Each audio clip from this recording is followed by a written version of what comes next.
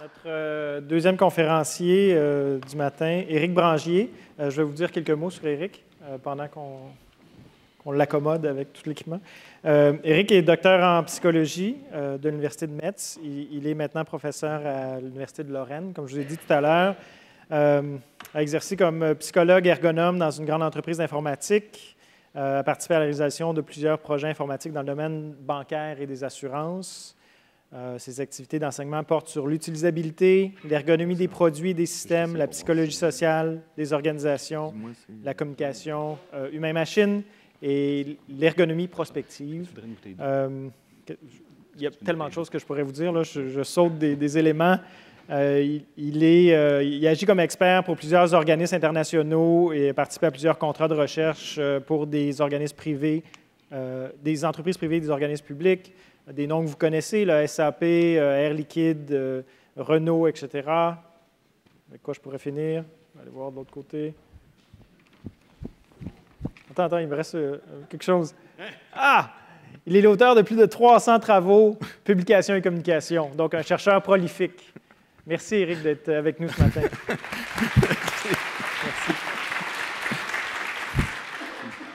Bonjour à tout le monde. Je suis ravi d'être ici et un peu fatigué, mais ça va aller.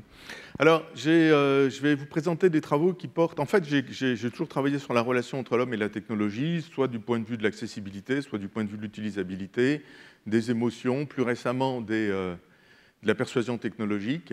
Et encore plus récemment, j'ai coordonné un certain nombre de thèses, de travaux sur la gamification comme étant un petit peu une intégration de ces différentes dimensions. Alors, je voulais dire quelque chose un petit peu avant, c'est que l'angle d'attaque que je vais essayer d'avoir aujourd'hui est peut-être un petit peu décalé par rapport à ce qu'on peut entendre sur la gamification, puisqu'il y a un courant qui est assez dominant, qui consiste à dire que la gamification est forcément une bonne chose, puisque le jeu vidéo marche, donc l'application des techniques de jeux vidéo dans le monde du travail ne peut qu'être une bonne chose. Et en fin de compte, ce qui nous semble, c'est que le problème est beaucoup plus compliqué que ça, et peut-être qu'on a un discours qui va être un petit peu en mi-teinte par rapport à ça. Alors, les travaux que je réalise au départ, bon, il y a un laboratoire de recherche avec des glaçantins, on a tout ça à l'université en Lorraine, tout ce qu'on connaît classiquement dans le domaine de l'UX, et de plus en plus, je réalise des recherches directement avec des entreprises, et là, c'est en grande partie des recherches qui ont été financées par SAP, Business Object, pas Air Liquide, non, Renault et puis Allianz. Voilà. Alors, je vais faire un cadre en trois parties, c'est les sous-titres que j'ai prévus. D'abord, de reparler rapidement des perspectives de la gamification ou de la ludification et de ce que ça entend. Ensuite, je essaierai de présenter trois expériences, si j'ai un peu le temps, et développer finalement un point de vue relativement critique ou peut-être un petit peu philosophique par rapport à tout ça. Donc en termes de perspective, je voudrais revenir sur les points de départ de cette journée et ce sur quoi on va parler aujourd'hui, c'est en fin de compte comment faire pour engager l'utilisateur. C'est-à-dire comment faire pour que l'utilisateur fasse ce qu'on attend de lui, comment faire pour qu'un individu réalise ce que l'on veut qu'il fasse. Et la réponse est relativement simple, il suffit de lui mettre une carotte, et généralement le fait d'avoir une carotte permet à l'individu de courir pendant un certain temps. Donc le problème est très très simple, on le connaît bien en psycho avec Pavlov au départ. Donc si on donne pour amener un individu qui a un comportement A pour l'amener à développer un comportement B, eh bien on a donné un certain nombre de réponses à ça, et cette réponse est soit la carotte, soit le bâton, c'est-à-dire un renforcement positif ou un renforcement négatif, une cacahuète ou bien quelque chose de plutôt agréable, et l'individu va orienter son comportement vers la cible que l'on souhaite. Il y a un siècle de psycho qui a travaillé là-dessus, et ce qui change finalement avec la gamification, je ne fais pas toutes les théories du conditionnement, de l'apprentissage, etc., ce serait bien trop long, mais ce qui change, c'est qu'en fin de compte, l'ergonomie, l'UX, l'utilisabilité s'emparent de cette transformation des comportements. Comment amener un individu d'un comportement de départ vers un comportement prévu par le concepteur? C'est-à-dire que finalement, ici, le concepteur, le designer, se retrouve dans une situation qui est celle de paramétreur de comportement. Alors, on voit que les grosses techniques utilisées ont 3 gros chapitres, on va dire. Il y a d'une part ce qui relève de la motivation et de la persuasion, c'est le premier point, c'est le premier élément. Deuxième point, c'est l'expérience d'interaction, c'est-à-dire qu'il va falloir effectivement paramétrer l'interface, les éléments de l'interface pour aboutir à ce qu'on veut, et l'esthétique et la dynamique du jeu. Si on a des paramètres qui sont plutôt attractifs, plutôt sympathiques, plutôt fun et compagnie, effectivement, on s'attend à une plus grande propension à obtenir le comportement souhaité. Deuxième idée, c'est finalement pourquoi ça apparaît maintenant. Finalement, s'appuyer sur les principes du jeu vidéo, pourquoi maintenant? D'abord parce que, il faut le dire, on a une population on a aujourd'hui des dispositifs techniques, La première chose, c'est que la technologie a énormément évolué, et la technologie a rendu extrêmement accessibles des types de manettes, de devices, de dispositifs qui arrivent bien évidemment d'abord dans les salles de jeu, puis ensuite dans les salons des individus, puis dans les chambres des adolescents, puis finalement dans les entreprises. Donc aujourd'hui, on a un enrichissement extrêmement important des dispositifs d'interaction, et ces derniers se retrouvent utilisés dans des situations qui étaient non prévues au départ, c'est-à-dire des situations professionnelles. La deuxième chose, c'est qu'on a une apparition de nouveaux travailleurs. Ces nouveaux travailleurs ont aujourd'hui 20 ans, 30 ans, et ont en grande partie appris l'interaction humain-machine avec la Game Boy. C'est-à-dire que le premier dispositif d'interaction, ça a été le jeu. La mise en contact de cette population nouvelle avec le monde informatique a d'abord été un apprentissage qui relève du jeu vidéo. D'où l'idée d'avoir des interfaces qui soient adaptées à ces nouveaux professionnels, à ces nouveaux jeunes, pour faciliter l'acceptation des systèmes techniques, l'utilisation des systèmes, la performance des entreprises, etc., etc.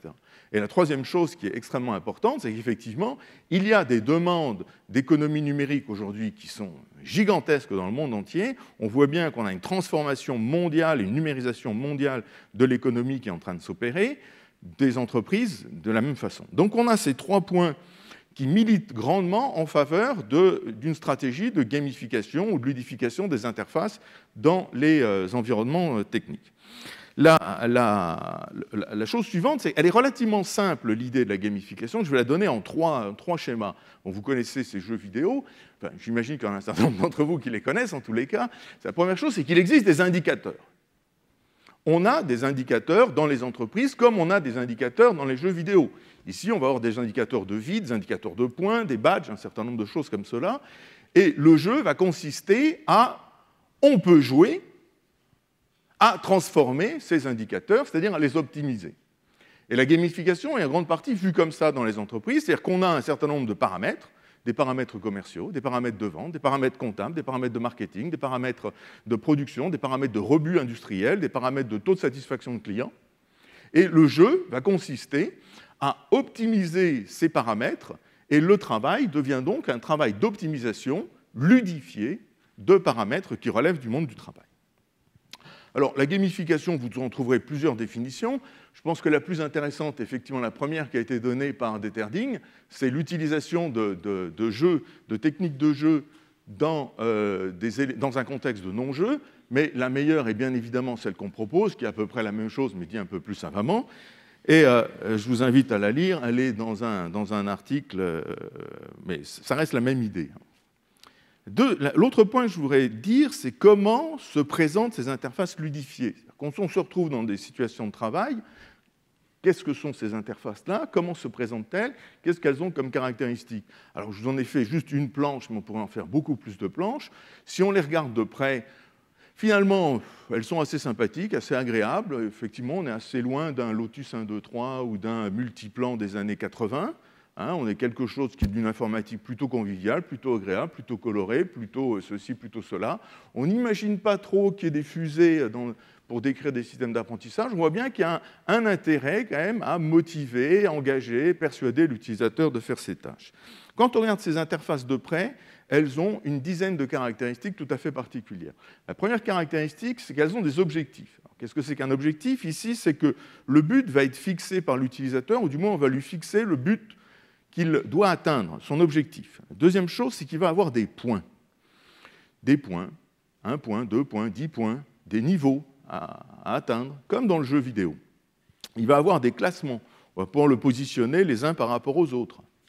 Il va avoir effectivement des niveaux, je l'ai dit, on a des scores avec des paliers qui sont atteints à certains moments, et donc il va pouvoir se positionner par rapport à d'autres utilisateurs. Il aura également des badges, d'accord, du nombre, par exemple, de clients ou d'appels téléphoniques qu'il a pu traiter dans la journée, s'il est dans un call center. Il va avoir ici un nombre de points cumulatifs qui va être un indicateur de son activité, éventuellement de sa performance. Il aura des récompenses, des badges. Ici, les récompenses fonctionnent comme une récompense symbolique. Ce n'est pas une rétribution supplémentaire qu'on lui donne, ce n'est pas un salaire supplémentaire qu'on lui donne, mais c'est effectivement une gratification symbolique avec un objectif qui est de modifier, encore une fois, son comportement. Il va pouvoir réaliser des éléments de sa tâche, et par exemple, il va y avoir des indicateurs de complétude de sa tâche. Il aura également une histoire, éventuellement dans certaines situations, c'est-à-dire qu'on va lui faire jouer une histoire, et l'histoire, ça va être celle d'un voyageur de commerce, par exemple, qui va être en arrière-plan de son travail, et un défi qui est en grande partie une mise en compétition sociale avec d'autres individus, avec éventuellement des avatars, si on ne veut pas que ce soit des collègues de travail, etc. Alors, dans ce cadre, quand on regarde les choses, dans ce cadre de nouveaux types d'interfaces qui sont gamifiées, on va trouver globalement, enfin, c'est ce qu'on a montré dans une publication en tous les cas, on a 3 ancrages importants, 3 cadres théoriques relativement importants. Le premier, c'est qu'effectivement, on va retrouver la rhétorique du jeu vidéo, dans le sens où on va trouver des modalités sensorimotrices qui viennent du jeu vidéo, à travers les dispositifs d'interaction, mais aussi à travers l'esthétique globale du dispositif du système. La deuxième chose, c'est qu'on va trouver des éléments d'appui à la motivation et à la persuasion. Et là, on voit bien qu'il y a cette volonté d'agir sur le comportement de l'individu pour le modifier. C'est-à-dire que le but de l'interface n'est pas seulement de faire son travail, le but de l'interface, c'est de modifier le comportement de l'utilisateur pour l'impliquer plus dans la réalisation de son travail. La troisième chose qui apparaît, c'est effectivement un niveau qui est beaucoup plus cognitif, qui est le fait de soutenir les processus cognitifs et d'aider l'utilisateur à maintenir son niveau de navigation, par exemple, dans les écrans. Donc, l'idée qu'on peut retenir ici d'un point de vue de cette perspective, ce premier point, c'est qu'effectivement, la gamification repose sur 3 ancrages. Un premier ancrage qui est les éléments sensorimoteurs empruntés aux jeux vidéo. Deuxième point, c'est l'importance de nouvelles donnes en termes d'orientation théorique au niveau de l'interaction, c'est-à-dire ici une donne qui relève de la motivation et de la persuasion, et de l'usage de la persuasion technologique, et un renforcement de ce qui existe déjà, parce qu'on a tout le temps eu une lecture très cognitive de l'interaction humain-machine, mais cette fois, elle est encore peut-être un peu plus développée. Je voudrais, alors il me reste assez peu de temps, mais je voudrais quand même présenter peut-être 1 ou 2 expériences, peut-être 3 si j'ai le temps, qu'on a réalisées dans différentes situations. La première expérience porte sur le fait de comment des designers, comment des concepteurs, comment des web designers perçoivent la ludification. Qu'est-ce que la gamification pour eux? Alors là, on a fait tout simplement un test, je vais le faire vite, mais on a fait un test projectif, on a essayé de leur présenter des interfaces gamifiées et non gamifiées, et on a essayé de comprendre comment ces individus nous racontent leur histoire à travers ces jeux. C'est-à-dire qu'est-ce qu'ils voient, comment ils se projettent dans ces interfaces-là. Avec un objectif, c'était de comprendre si effectivement ces interfaces ont, comme on le prévoyait bien, c'est-à-dire 2 ancrages, 2 points de vue, 2 questions de recherche. La première chose, c'est qu'elles sont cosmétiques. Oups, ça va trop vite. Elles sont cosmétiques. Et la deuxième chose, elles sont implicatives. Donc il y a un premier niveau dans ces interfaces qui est une interaction de surface, et un deuxième niveau qui est une interaction plus en profondeur entre les 2 choses. Et effectivement, quand on a regardé ça, on retrouve ces 2 caractéristiques fondamentales. La première, c'est qu'effectivement, les individus vont juger les interfaces en parlant de la cosmétique, c'est-à-dire c'est rose, c'est bleu, c'est vert, c'est fun, il y a des bonhommes, il y a des avatars, il y a des ceci, il y a des étoiles, il y a des badges et compagnie. Donc on parle des aspects cosmétiques. Et la deuxième chose, on parle des aspects plus impliquants, plus engageants qu'on va voir, notamment dans les interactions. Et puis il y a quelque chose qui nous a assez surpris, c'est que très souvent les individus nous disaient « mais ça ne sert à rien ». Et je viendrai là-dessus tout à l'heure. Grosso modo, on ne voit pas l'utilité. Voilà. Je reviendrai là-dessus. La deuxième expérience, donc effectivement, on prouve que je vous donne les résultats assez rapidement, mais encore une fois, on les a publiés et puis on on trouve qu'effectivement, l'attractivité, c'est vu par 10 personnes sur 10. L'identité, avatar, partage, identité sociale, c'est aussi vu par 10 sur 10. La compétition, c'est vu par 10 sur 10. Donc on voit bien qu'on retrouve les deux niveaux cosmétiques et implicatifs dans ces choses-là. La deuxième chose, deuxième type d'expérience, c'est qu'encore une fois, je suis un peu désolé, mais je vais les présenter très rapidement, c'est quand on fait un même logiciel dans une situation de travail, on fait le même logiciel une fois avec des interfaces ludifiées, une fois avec des interfaces standards. Qu'est-ce que vont préférer les utilisateurs? Voilà. C'est une autre expérience qu'on a réalisée cette fois. Donc on a pris un logiciel dans le domaine de la BI, du business intelligence, des modèles d'affaires. Et ici, on a tout simplement fait une enquête par questionnaire sur 20 utilisateurs de l'entreprise. Hein, c'est pas des étudiants, là, c'est des vrais travailleurs. Et on leur a présenté deux types d'interfaces, une qui était standard, une autre qui était gamifiée avec tablette. Vous voyez, pour effacer, il fallait secouer l'écran, il y avait des tas de techniques de jeu qui étaient implémentées dedans.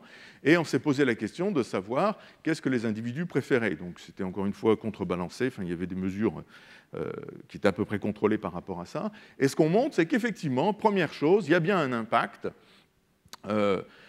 perçu, c'est-à-dire que les gens trouvent l'interface plus ludique, les gens trouvent l'interface plus satisfaisante, il y a un niveau de contentement qui est plus élevé, et on a aussi des indicateurs d'émotion qui sont tout à fait positifs. Les gens voient des émotions assez positives, c'est entraînant, c'est amusant, on a envie de faire ça. La deuxième chose qui nous intéresse, c'est qu'encore une fois, la perception d'utilité, ça ne marche pas. Alors pour les gens qui ont travaillé sur les modèles le TAM, par exemple, c'est un vrai problème, parce que, par exemple, on estime que pour qu'un individu utilise un système, il faut qu'il y ait la perception d'utilité et d'utilisabilité qui soit importants. Mais la perception d'utilité, on ne la retrouve pas. Et bien plus, quand on regarde les choses, les gens vont nous dire ça me détourne de mon objectif de travail, ce n'est pas mon cœur de travail, c'est de la pollution, ça n'apporte rien. Voilà. Et ça, c'est encore un discours qui nous a assez intéressés. C'est-à-dire que finalement, il y a effectivement un premier impact primaire qui apparaît clairement, qui est assez engageant. Et puis ensuite, il y a un deuxième truc, c'est on me dit, mais finalement, pourquoi on me met ça dans le travail? La troisième chose qu'on a faite, c'est, bon là c'était une commande d'une entreprise, c'est de dire, mais comment on pourrait faire pour gamifier nos interfaces? Alors on a fait ça avec une étudiante, Cathy Marage-Francisco, qui a fait son doctorat là-dessus d'ailleurs, qui était de réaliser un guide de gamification des interfaces. Le guide, je ne vais pas le présenter ici parce que ce serait bien trop long. Par contre, je vais vous donner des éléments de sa validation. Alors, on a fait un guide qui se présente sous trois choses, en fin de compte. Il y a d'une part une description du processus de conception quand on veut gamifier les interfaces. Une deuxième chose, c'est une boîte à outils, donc des cartes, avec comment augmenter la motivation, des espèces de cartes à jouer. Hein. Il y a une carte avec voilà ce qu'on peut faire, mettre des badges, mettre des étoiles, mettre ceci, mettre cela.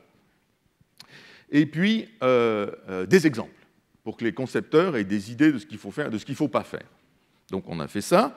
Et ensuite, on l'a validé à travers un test en deux étapes, globalement. Une première étape, alors sur 29 sujets, une première étape, les individus devaient gamifier deux interfaces, papier-crayon. Donc pendant 20 minutes, on leur présentait la gamification, ceux qui n'y connaissaient rien du tout. Ensuite, on leur laissait 1 heure pour refaire des interfaces qu'ils avaient, des interfaces réelles d'entreprise, pour refaire des interfaces papier-crayon pour les gamifier. Là, il y avait une partie du groupe qui faisait une pause. La moitié des individus faisaient une pause, ils avaient café, croissant et tout ce qu'ils voulaient. Une deuxième partie avait une pause aussi, mais en plus, cette fois, on prenait une demi-heure pour leur expliquer le guide, pour leur expliquer comment il fallait réellement gamifier des interfaces, et on leur demandait à tous les individus une deuxième fois de refaire le même protocole, ce qui permet de comparer les effets du guide en atténuant, on va dire, les effets d'apprentissage. Alors, on a montré qu'avec le guide, effectivement, on agit sur 4 paramètres. Le paramètre de fluidité, c'est-à-dire que les individus produisent plus d'idées. Le fait d'avoir un guide de gamification les aide les concepteurs. La flexibilité, c'est-à-dire l'adaptation dans la durée. Sur les stratégies qu'on avait identifiées, sur 20 stratégies, il y a 7 stratégies qui marchent relativement bien, où effectivement on a des effets, encore une fois, positifs du guide de gamification. L'originalité, c'est-à-dire la capacité à produire des idées nouvelles qui n'existaient pas dans la première phase de passation. Et donc, c'est ça l'originalité, c'est les idées qui sont dans la deuxième phase et pas dans la première. Encore une fois, on a une augmentation. La capacité à élaborer des idées, c'est-à-dire à prendre des idées de la première phase et à les pousser beaucoup plus loin, c'est-à-dire à les élaborer, à les faire avancer encore une fois, on montre que ça marche. Et globalement, ce qu'on montre, c'est que le guide a une efficacité, et c'était ce qui était à peu près demandé. Alors, il me reste 5 minutes pour conclure, si je regarde le chrono, et je voudrais revenir sur les points clés ou les points forts de la gamification. Peut-être en regardant un petit peu les choses de façon critique. Je voudrais revenir sur ce que c'est, ce que ça produit. Alors, la première chose qui me semble apparaître, c'est qu'on prend le jeu vidéo au sérieux. Et ce n'est pas neutre, hein. Si vous êtes dans les jeux vidéo médicaux, vous savez qu'il doit y avoir 99% des médecins que vous faites rigoler. Moi, j'ai moi-même été fondateur du centre, en France, il y a un centre sur la stimulation cognitive à l'hôpital Broca, et grosso modo, les médecins, on les fait bien rigoler, quoi. Parce que ce n'est pas du lourd. Hein. Dire qu'on va appréhender l'Alzheimer avec des jeux vidéo, on fait rigoler tout le monde. Hein. Même si on a des scores qui sont intéressants avec des P à 0,03, on est content, nous. Mais on n'est pas sérieux.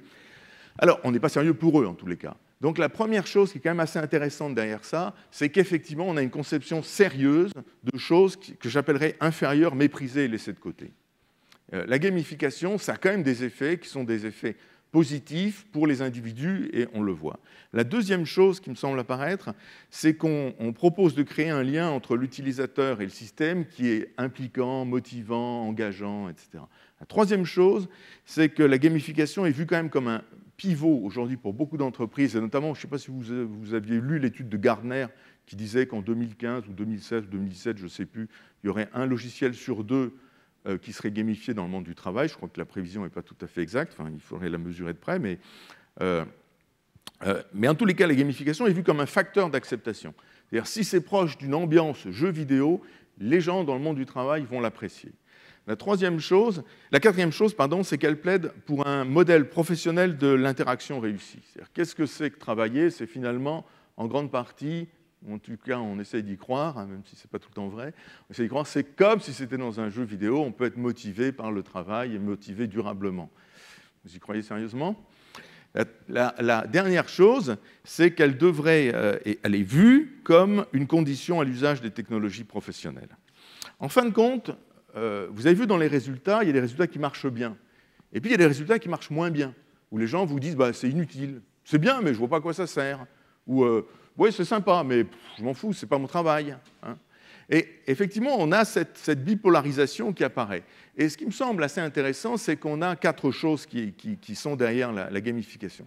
La première chose, c'est une nouvelle symbolique du signe dans les interfaces. Là, on voit bien que dans le monde professionnel, on fait apparaître quelque chose qui ne relève pas du monde professionnel. Et du coup, en ce faisant, on change le sens, le signe, les éléments du travail.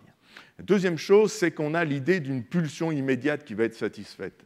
Si l'utilisateur il a sa carotte, il va être content. Autrement dit, s'il a son système de badge et il voit sa progression, il va être heureux au travail. Vous y croyez un instant? La troisième chose qui apparaît, c'est l'espèce de chosification de l'utilisation, de l'interaction, etc., etc. Finalement, on procède de l'idée que l'utilisateur se trouve dans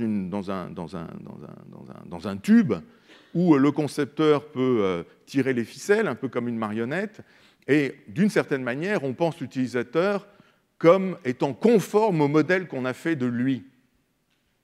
Mais très souvent, les individus, que font-ils? Une fois qu'on a prévu le modèle d'un individu, l'individu fait tout pour échapper au modèle. Hein? Il montre qu'il est non conforme. Et la dernière chose que je voulais vous dire, c'est que très souvent, la gamification a quelque chose de paradoxal, c'est que si on prend la philosophie, très souvent, et Caillois notamment, a très souvent dissocié le jeu du travail, en disant le jeu est un espace pur, hein, chez Caillois, je le cite là, le jeu est un espace pur, dans le sens où le jeu est neutre, le jeu est sans enjeu professionnel, le jeu est relatif au plaisir, le jeu est relatif à l'exploration du monde chez l'enfant. Et mettre du jeu dans le monde du travail, c'est finalement faire croire aux travailleurs qu'on peut inverser le sens du travail. C'est-à-dire que le travail n'est plus une confrontation à des objectifs, n'est plus des rapports conflictuels avec sa hiérarchie, n'est plus une forme d'aliénation. Le travail devient essentiellement de l'épanouissement et du plaisir. Mais c'est un leurre que de faire croire ça aux individus. Hein ? Alors ça, je vais vous le faire vite, ça c'est la même chose, mais raconté en transparent, ça aurait pris plus de temps. Ce que je voulais dire, c'est peut-être qu'on arrive à ce que Nietzsche avait prévu. C'est finalement, on est en train de fabriquer le dernier homme avec la gamification. J'ai un peu ce sentiment-là. C'est qu'on a un individu, vous savez, pour Nietzsche, dans Ainsi parlait Zarathustra, le dernier homme, c'est l'individu le plus bas de l'échelle sociale. C'est l'individu le plus bas. Mais cet individu, il est heureux, il est content, il a ce qu'il veut. Il a sa situation qui lui est satisfaisante. On a prévu tout pour lui. Il est heureux. Il a sa Game Boy le matin, il a son petit jeu, il fait joujou toute la journée, et le soir, il rentre chez lui content. Mais la conception plus large, c'est-à-dire qu'est-ce qu'il y a dans ce désert? Quel est le sens du travail? Quelle est la signification de ce qu'on fait? Quel est le but pour l'individu? Tout ça échappe de plus en plus en tous les cas, échappe potentiellement à ce qu'on observe. Et c'est peut-être là le décalage qu'on a entre les mesures, on va dire, quantitatives et nos mesures qualitatives, où vous avez des individus qui vous disent « mais ça ne sert à rien, je ne vois pas l'utilité, je ne vois pas ceci, etc. » C'est qu'on a quand même un rapport qui est le rapport du travail et de ce que ça représente pour les individus. Il me reste 30 secondes et j'en ai fini. Voilà, avec quelques remerciements à un certain nombre d'individus qui travaillent avec moi et puis entreprises qui participent à ces projets-là. Voilà, je vous remercie. Peut-être y a-t-il des questions?